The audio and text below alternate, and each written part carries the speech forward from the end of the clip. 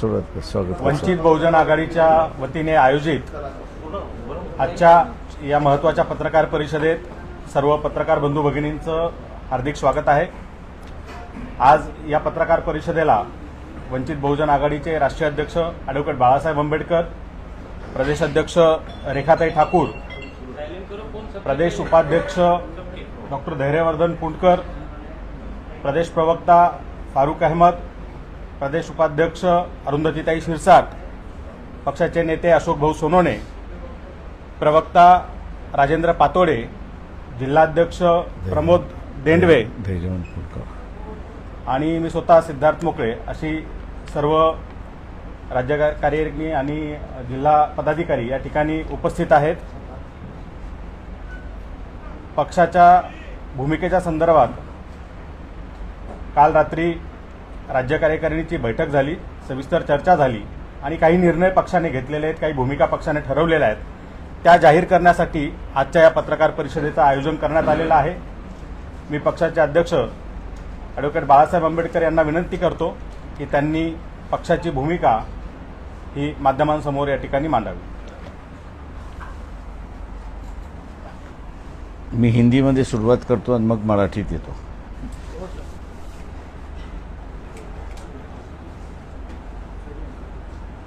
कल Maharashtra state committee की बैठक हुई। उस बैठक में कुछ निर्णय हुए कि जिसकी मैं जानकारी आपको दूंगा, लेकिन उसके पहले कल जो है जरांगे पाटिल इनके साथ में बातचीत हुई।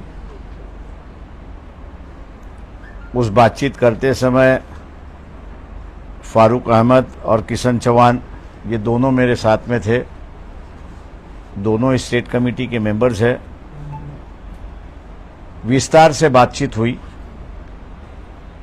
और विस्तार से बातचीत होने के बाद तय कर लिया गया कि ओबीसी समूह को जो है, जो उम्मीदवारी नहीं दी जाती थी, जो गठबंधन उनके साथ में होने जा रहा है, उसमें ओबीसी की गठबंधन होगी। दूसरा जो है मुस्लिम समुदाय जो समाज है उनको उम्मीदवारी नुमाइंदगी दी जाएगी, जैन समाज को भी वैसे उम्मीदवारी दी जाएगी। बदलाव की जो राजनीति है, उस बदलाव के राजनीति को नए आयाम से शुरुआत करना, ऐसी वहां पर चर्चा हुई और ज्यादा से ज्यादा उम्मीदवार जो है वो गरीब समाज से हो और उनको ही अपन लोग आगे लाएंगे, ऐसी एक परिस्थिति हुई। पहले फेज के जो उम्मीदवार है वंचित के जो है, उनका समर्थन जरांगे पाटिल का है। 30 तारीख को जो है उन्होंने अपने संगठन के माध्यम से, अपने लोगों के माध्यम से इलेक्शन में किस तरह हिस्सा लेना और उसमें क्या भूमिका लेना, इस पर जो लोगों से राय मांगी है, इसलिए उन्होंने कहा कि 30 तारीख तक अपन इसका फैसला ना करें तो अच्छा है।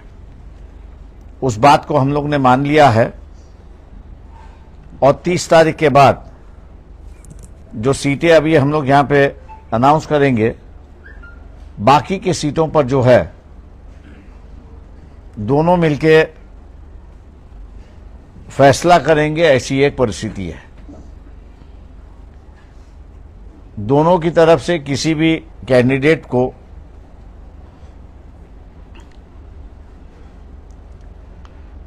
प्रेस नहीं किया जाएगा कि यही चाहिए, यही चाहिए।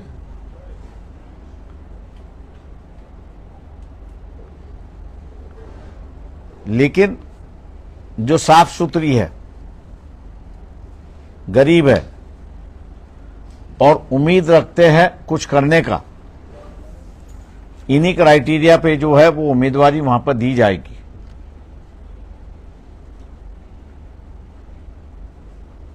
जो लिस्ट है बाकी के सीटों का जो है वो 2 तारीख तक फाइनल हो जाएगी, ताकि 4 तारीख के जो उम्मीदवार, आखिरी दिन के जो उम्मीदवार है, उनको फॉर्म भरने का मौका मिले, ऐसी एक परिस्थिति है। ये नया गठबंधन हम लोग खड़े कर रहे हैं। जो हमारे साथ आना चाहते थे उनसे भी हमने कहा था कि भैया जरांगे पाटिल का जो फैक्टर है उसको इग्नोर करके नहीं चल सकते। मानने के लिए तैयार नहीं थे। वंचित बहुजन आघाड़ी का इस्तेमाल जो है वो परिवारवाद बचाने के लिए इस्तेमाल करना चाहते थे, कि जिसको हमने पूरी तरह से रिजिस्ट किया है। हम लोग इस बात को जानते हैं कि काफी बड़ी आलोचना होगी, लेकिन लोगों की अगर नस मैं अगर जानता हूं, अगर पहचान सकता हूं, तो आम जनता को परिवर्तन की जरूरत है। और वो परिवर्तन इसलिए चाहिए क्योंकि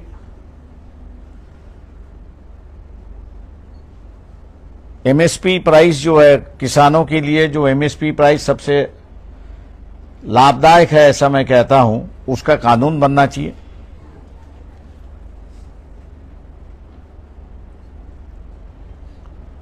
दूसरा जो बातचीत हुई वहां पर एग्रो इंडस्ट्री, कॉटेज और एग्रो इंडस्ट्री, इसको बढ़ावा देने की जरूरत है, जिससे एम्प्लॉयमेंट और ग्रामीण उद्योजक उससे निर्माण हो। ऐसे कई प्रोग्राम जो है जिन पे चर्चा हुई, सकारात्मक चर्चा हुई, और हम लोग ये मान के चलते हैं कि ये जो जरांगे पाटिल और उनके संगठन के साथ का मेलजोल जो है, क्योंकि मैं समझौता नहीं कह सकता हूं, क्योंकि उन्होंने कोई पार्टी बनाई नहीं है, ना बनाना वो चाहते हैं। इसलिए ये जो सामाजिक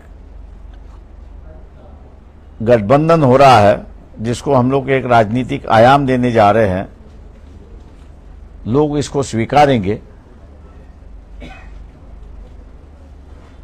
और बदलाव का जो माहौल है, आज भी जो है खरीद फरोश यहां से वहां चलने की उम्मीद पूरी तरह से चली है।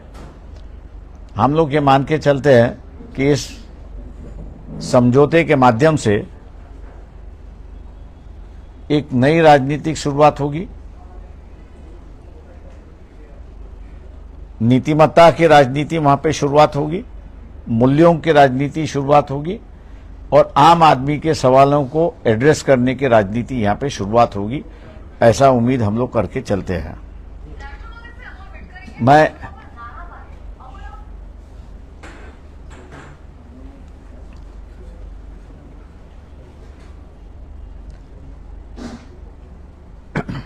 कल की जो बातचीत हुई उसका विवरण मैंने आपके सामने रखा हुआ है। फिलहाल अभी जो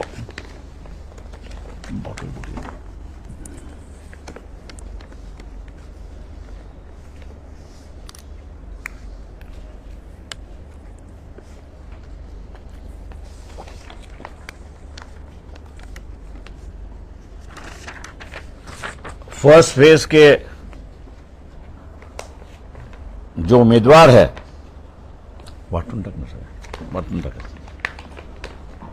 उस पे भंडारा गोंदिया से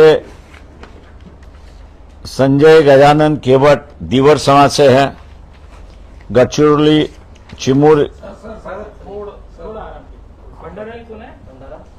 संजय गजानन केवट दीवर समाज से है,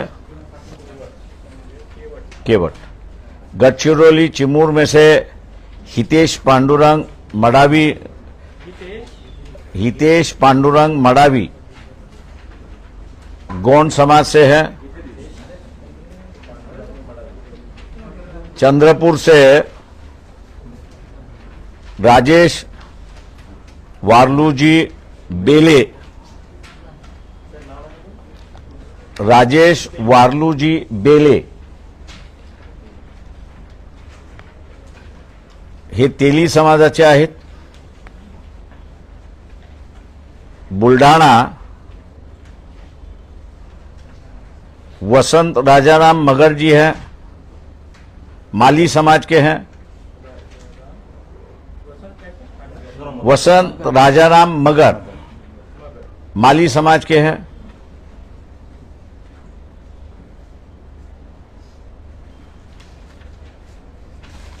अकोला मैं खुद हूं.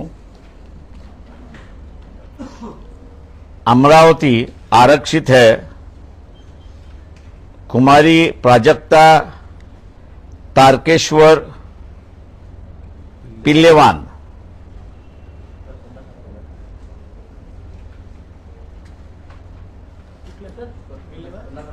पिल्लेवान, कुमारी प्राजक्ता तारकेश्वर पिल्लेवान.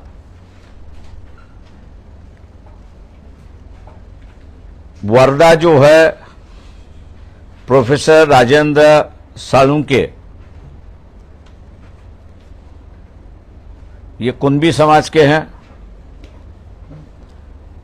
यवतमाल वाशिम खेम सिंह प्रतापराव पवार, ये बंजारा समाज में से हैं.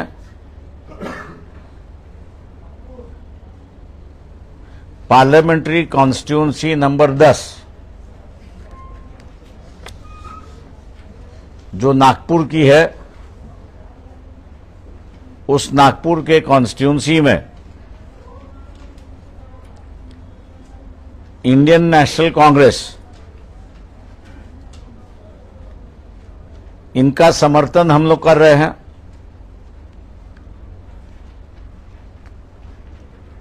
दूसरी बात जो कल के राज्य की कमेटी में डिसाइड हुआ, ओबीसी बहुजन पार्टी ये गठित हो चुकी है.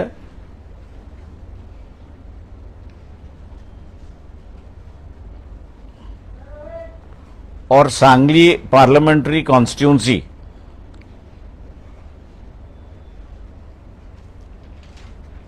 उनका तय नहीं है, लेकिन वो प्रकाश शेंडगे अगर कॉन्टेस्ट करते हैं तो उनको हम समर्थन दे रहे हैं. वैयक्तिक त्यांना कंप्लीट होतं. और रामटेक कॉन्स्टिट्यूंसी के जो उम्मीदवार है पार्टी की ओर से, उनकी अनाउंसमेंट आज शाम को 4 बजे की जाएगी.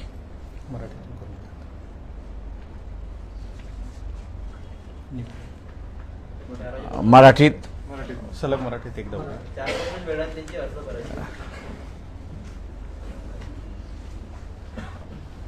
वंचित बहुजन आघाडी राज्य कमिटीची काल बैठक झाली आणि त्या बैठकीमध्ये असणारा महत्त्वपूर्ण निर्णय त्या ठिकाणी घेण्यात आले. त्या निर्णयाकडे मी असणारा नंतर येतो, परंतु जे आमच्याबरोबर समझोता करायला उत्सुक होते त्यांना आम्ही म्हणालो होतो की जरांगे पाटील या फॅक्टर आपण लक्षात घेतला पाहिजे. पण दुर्दैवाने तो फॅक्टर काही लक्षात घेतला नाही आणि म्हणून काल जरांगे पाटील आणि पक्षाच्या नेत्यांची, मी आणि फारुक अहमद आणि किसन चव्हाण अशी बैठक झाली. आणि या बैठकीमध्ये पहिल्या फेजची निवडणूकचा अर्ज आज संपतोय, पण दुसऱ्या फेज पासूनचं जे आहे त्याच्या संदर्भातली असणारी चर्चा ही 31/1 आणि 2 ला पूर्ण करायचं असं त्या ठिकाणी निर्णय झाला. चर्चेच्या दरम्यान शेतकऱ्यांचा आणि बेरोजगारांचा प्रश्न आणि विशेष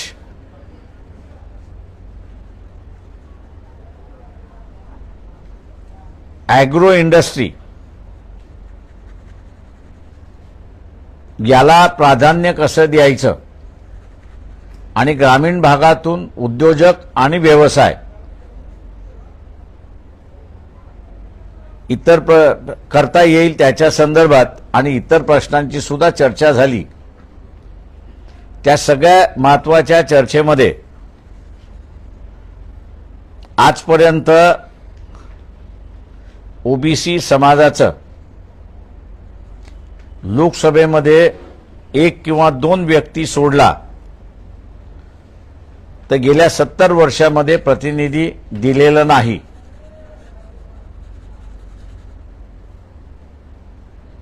तेव्हा यावेळेस ओबीसी भटके विमुक्त हा फॅक्टर लक्षात घेता या समूहातून उमेदवारी द्यायची आणि त्यांना जिंकूनही आणायचं। दुसरा, बीजेपीने जे मुस्लिमांचं आयसोलेशनचं राजकारण सुरुवात केलंय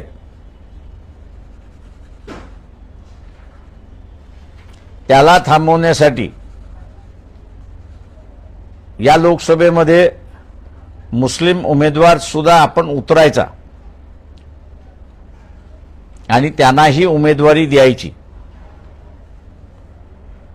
तिसरा, जैन समाजाचा सुद्धा उमेदवार आपण उतरवायचा आणि त्याला जिंकून आणायचं अशी असणारी परिस्थिती आहे।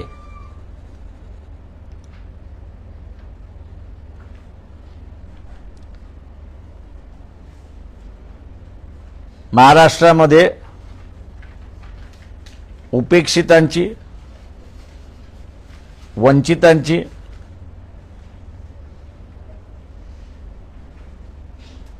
आणि गरीब मराठा, मुस्लिम आणि इतर यांची ही नवीन वाटचाल आम्ही त्या ठिकाणी मानतोय।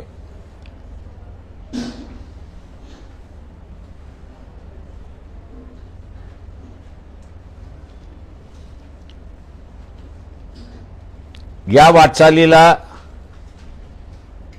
समूह पाठिंबा देईल अशी अपेक्षा आम्ही त्या ठिकाणी धरतोय।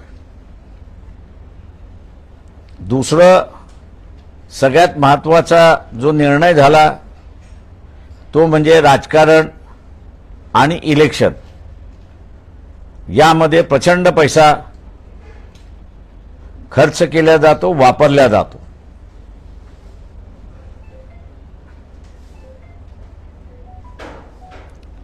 आणि त्यामुळे निवडून गेल्याची बांधिलकी ही मतदाराबरोबर राहत नाही, तर त्याला ज्यांनी डोनेशन दिलं त्याच्याशी त्याची बांधिलकी होते। ही परिस्थिती होऊ नये म्हणून गावागावानेच आणि कार्यकर्त्यांनी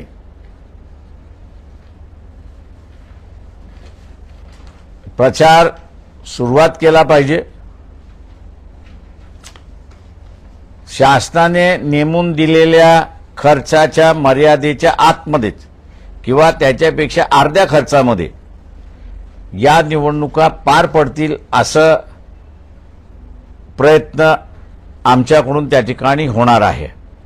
पैशाचा रोल हा इलिमिनेट करता येणार नाही, पण मिनिमाइज करण्याची कालचा निर्णय आमचा त्या ठिकाणी झाला, जेणेकरून इंग्रजीमध्ये ज्याला डिझर्विंग उमेदवार आपण म्हणतो त्याला उमेदवारी मिळेल। आणि आज जे आयाराम गयारामाचं जे राजकारण आहे, मला इथे उमेदवारी मिळाली नाही तर मी त्या पक्षामध्ये जातो, हे आपल्याला असताना थांबवता येईल अशी परिस्थिती आहे. तेव्हा हे जे निर्णय झाले कालच्या बैठकीमधले जरांगे पाटील यांच्याबरोबरचे ते मी आपल्यासमोर या ठिकाणी मांडलेले आहेत. दुसऱ्या बाजूस कालची जी बैठक झाली त्या बैठकीमध्ये मी आतापर्यंत आपल्याला जे सांगितलं त्याच्यावरती सुद्धा चर्चा झाली आणि आपण हे पुढे घेऊन गेलो पाहिजे असा निर्णय त्या ठिकाणी झाला. दुसरं पहिल्या फेजमधले जे उमेदवार आहेत त्यांची नावंही निश्चित करण्यात आलेली आहेत. भंडारा गोंदिया मतदारसंघामध्ये संजय गजानन केवट दिवर समाजाचे आहेत. गडचिरोली चिमूर मतदारसंघामध्ये हितेश पांडुरंग मडावी हे गौंड समाजाचे आहेत. चंद्रपूर राजेश वारलूजी बेले हे उमेदवार आहेत, तेली समाजाचे आहेत.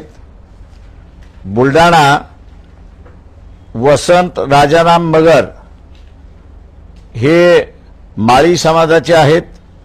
अकोल्याहून मी स्वतः उमेदवार आहे. अमरावतीमध्ये कुमारी प्राजक्ता तारकेश्वर पिल्लेवान या राखीव मतदारसंघामधल्या उमेदवार आहेत. वर्धा प्रोफेसर राजेंद्र साळुंके हे कुणबी समाजाचे उमेदवार आहेत. यवतमाळ वाशिम खेमसिंग प्रतापराव पवार हे बंजारा समाजाचे उमेदवार आहेत. याच्याच बरोबर ओबीसींची असणारी जो नवीन पक्ष स्थापन झालेला आहे ओबीसी बहुजन पार्टी त्यांनी आम्हाला मध्यंतरी कळवलं होतं की सांगली मतदारसंघामध्ये प्रकाश शेंडगे हे लढतील. ते जर लढले तर त्यांचा आमचा पाठिंबा त्या ठिकाणी राहणार आहे. दुसरं रामटेक मतदारसंघ जो आहे या रामटेक मतदारसंघातला उमेदवाराचं नाव हे आम्ही 4 वाजता घोषित त्या ठिकाणी करणार आहोत. त्याच्यातला महत्त्वाचा निर्णय काल जो झाला तो म्हणजे नागपूर पार्लमेंटरी कॉन्स्टिट्युन्सीमध्ये काँग्रेस पक्षाचे म्हणजे इंडियन नॅशनल काँग्रेस पक्षाचे जे उमेदवार आहेत पार्लमेंटरी कॉन्स्टिट्युन्सी 10 नागपूर त्यांना वंचित बहुजन आघाडीचा पाठिंबा आहे. माझं निवेदन संपलेलं आहे. प्रश्न उत्तर आज नाहीत. प्रश्न आज नाही. प्रश्न आज नाहीत. प्रश्न आज नाहीत.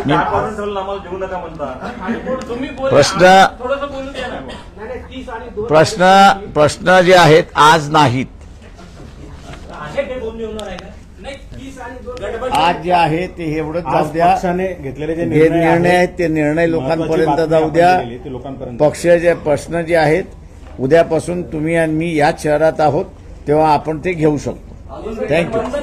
गठबंधन है ये टूट गया, ये चल रहा है कि वेट एंड वॉच है. मी thank you very much. Thank you very much.